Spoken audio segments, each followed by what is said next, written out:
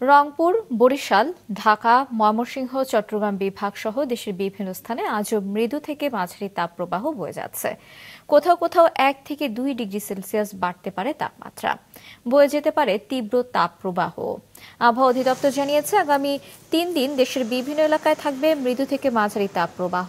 আজ এবং আগামীকাল 1 থেকে 2 ডিগ্রি পর্যন্ত তাপমাত্রা বাড়বে। 12 মে থেকে বজ্রসহ বৃষ্টিপাতের মধ্য দিয়ে কমতে শুরু করবে তাপমাত্রা। বায়ু প্রবাহের বর্তমান গতি প্রকৃতি পরিবর্তন না হলে এমন তাপপ্রবাহ সারা দেশে বয়ে যাবে।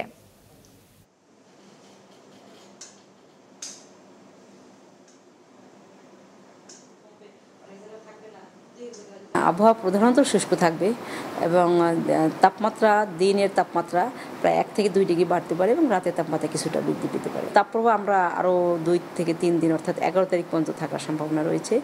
তো এই 11 তারিখ পর 12 তারিখ থেকে আমাদের বৃষ্টি, বজ্রসহ বৃষ্টি বা লাইটেনিং হওয়ার সম্ভাবনা রয়েছে।